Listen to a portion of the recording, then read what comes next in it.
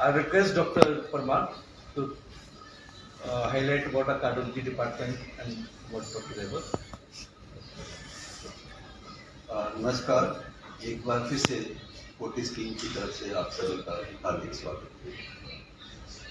आज की press conference का मुख्य बिंदु जैसा भी डायरेक्टर अमन जी ने बताया, हमारी टीम में एक नए डॉक्टर, नए कार्डियोलॉजिस्ट डॉक्टर वैभव शर्मा इनने ज्वाइन किया कार्डियोलॉजी डिपार्टमेंट में।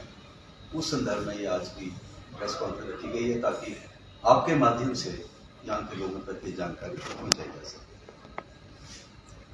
Before I hand over to Dr. Weber, I'll say a few words about our cardiology department. हमारा जो हॉस्पिटल में कैथ लैब है जिसमें ऑपरेशन होते हैं कार्डिक वाले सारे आपको मालूम है।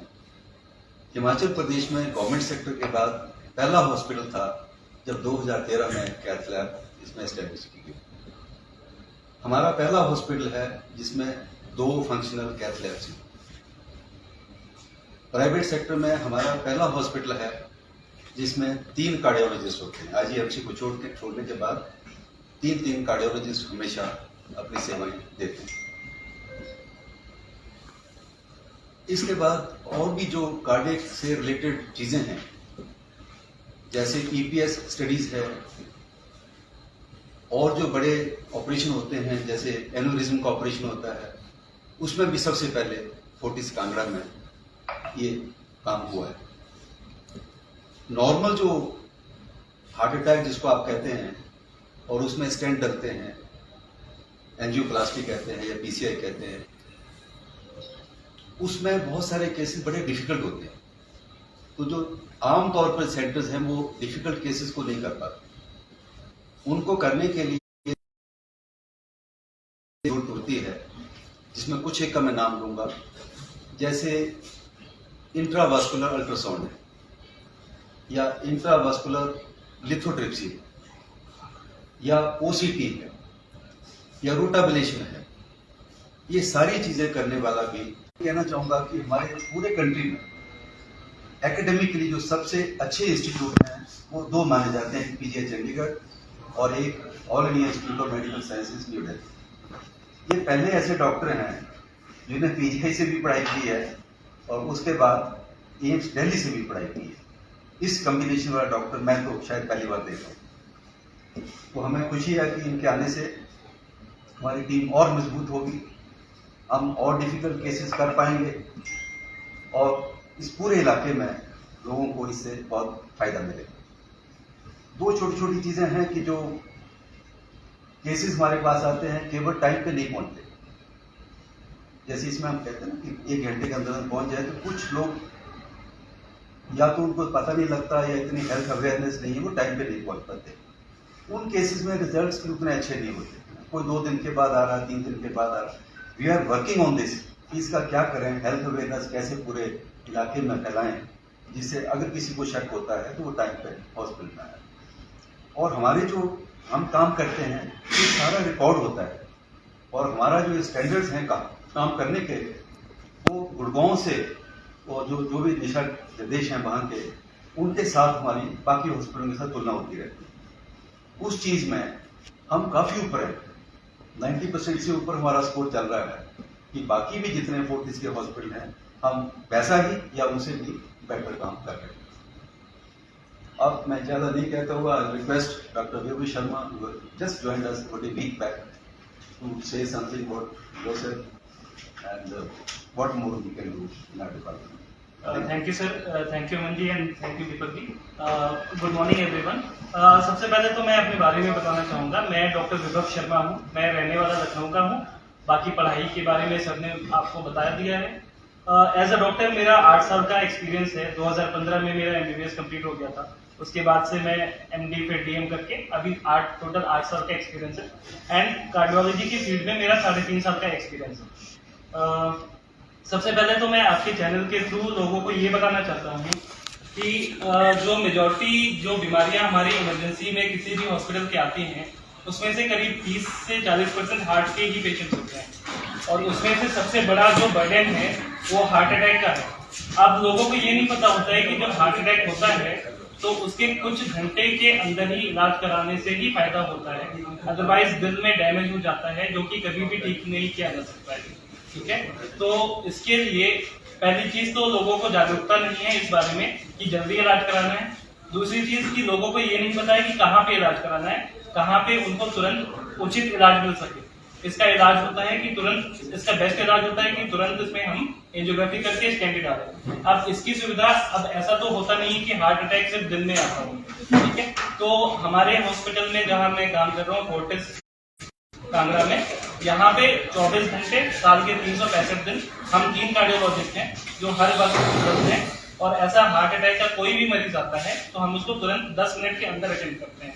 जो इंटरनेशनल रिकमेंडेशन होता है कि जब मरीज आता है हार्ट अटैक का, उसको 10 मिनट के अंदर कार्डियोलॉजिस्ट के द्वारा देखा जाए। तो हम हॉस्पिटल के अलावा हम हार्ट फेलियर का इलाज करते हैं। कभी कभी अचानक पेशेंट घर पे सांस फूल जाती है, उसकी ऑक्सीजन की कमी हो जाती है बॉडी में, तो हम उसको तुरंत अटेंड करते हैं, उसका इलाज करते हैं। हार्ट अटैक, हार्ट फेलियर के अलावा वॉल्व की बीमारियों का भी इलाज हमारे पास अवेलेबल है।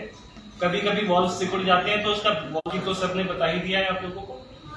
बाकी हमें आपके चैनल के मीडियम से लोगों में ये मोस्ट इम्पोर्टेंटली हार्ट अटैक के बारे में अवेयरनेस आनी है कि टाइमली पेशेंट हमारे पास आ सके और टाइमली हम उसको उचित इलाज दे सकें। Thank you.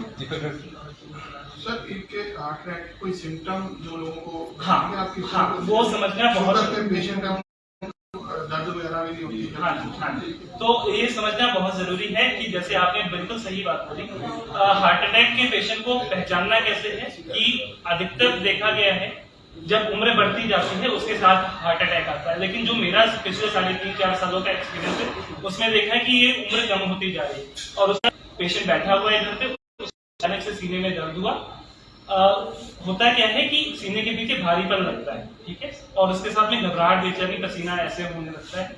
यदि ये देखिए, इसको हमें 2 चीजों में पहचानना होगा।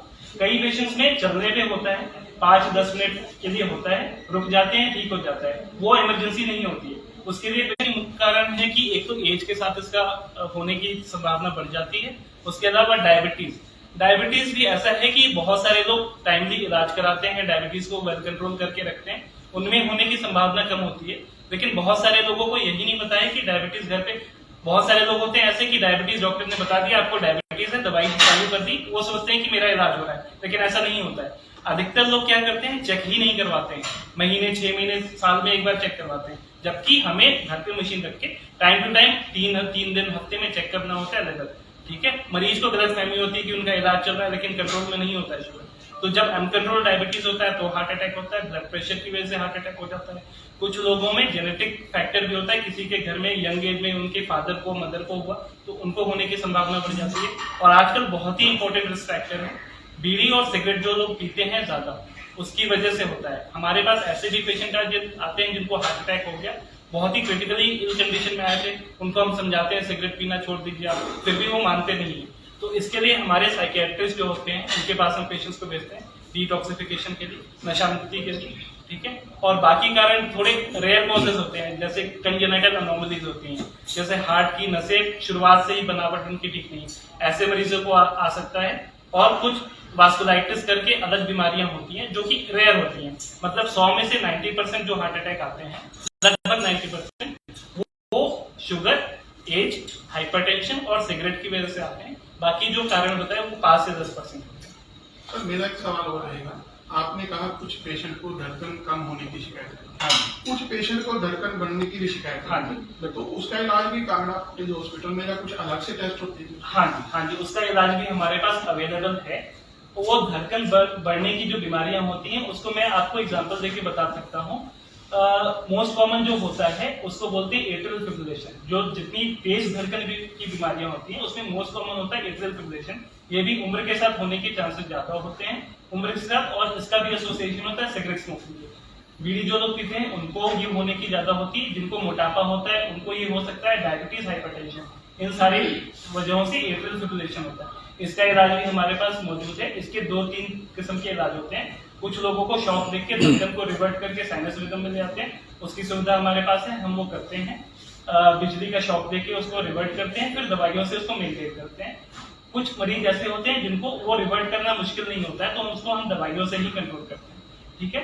और इसके अलावा एट्रियल फिब्रिलेशन के अलावा एक और बहुत ही इंपॉर्टेंट बीमारी होती है जिसको बोलते हैं वेंट्रिकुलर टैकीकार्डिया, जो कि घातक बीमारी होती है। एट्रियल फिब्रिलेशन से जान नहीं जाती है, लेकिन वेंट्रिकुलर टैकीकार्डिया नाम की जो बीमारी है उससे जान जा सकती है।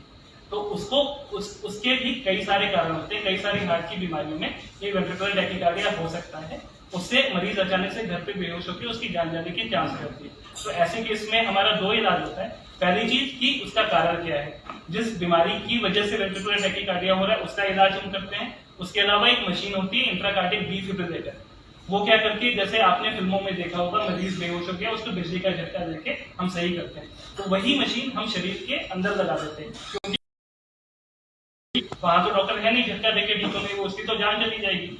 तो फिर उसके लिए वही मशीन हम शरीर के अंदर लगा देते हैं। तो जब भी धड़कन बढ़ती है पेशेंट को बिजली का झटका वो मशीन खुद दे देती है। फिर मीनवाइल पेशेंट हमारे पास वापस हॉस्पिटल आ सकता है, फिर हम देख सकते हैं उसका इलाज कर सकते हैं। तो इसकी सुविधा भी हमारे पास है। रेगुलरली एक्सरसाइज करना है लोगों को पता नहीं होता है, ठीक है। और उसके अलावा डायबिटीज बता दिया मैंने, ब्लड प्रेशर कंट्रोल करना है, घर पे ब्लड प्रेशर नापना है, नमक का परहेज करना है, टाइम टू टाइम आके ब्लड प्रेशर पे नहीं चेक कर सकते, आके हॉस्पिटल में चेक कराना है, ठीक है। और जिनका वजन ज्यादा है उनको वजन कम करना है। वजन ज्यादा होने की समस्या होती है जिसको बोलते हैं मेटाबॉलिक सिंड्रोम, उसकी वजह से क्या होता है मेटाबॉलिक सिंड्रोम, ये सारी चीजें आपस में लिंक्ड है।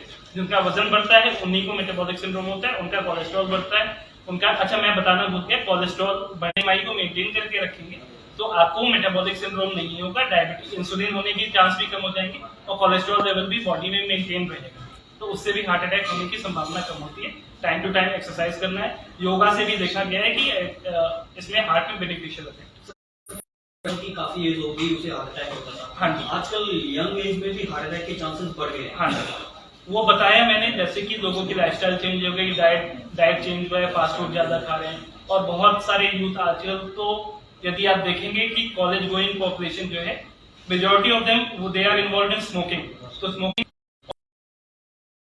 फैमिली की औरतें सिगरेट नहीं पीती हैं, ठीक है। और स्मोकिंग अलग एक वन ऑफ द कॉजेज है, ऐसा नहीं है कि उसके अलावा भी तो 4-5 कॉजेज है ना, इसलिए। और एक और इम्पोर्टेंट बात है कि जब औरतों में मेनोपॉज हो जाता है तो जब तक औरतों के जो माहवारी चलती हार्ट अटैक नहीं होता और गैस होती है उसमें ऑलवेज कंफ्यूजन रहता है। हाँ देखिए, ऐसा है कि वो एक particular type of heart attack होता है जब दिल की जो नीचे वाला हिस्सा होता है ना, वो वहां पे जब होता है ना, तो उस केस में ऐसा महसूस होता है कि गैस्ट्राइटिस जैसे सिम्टम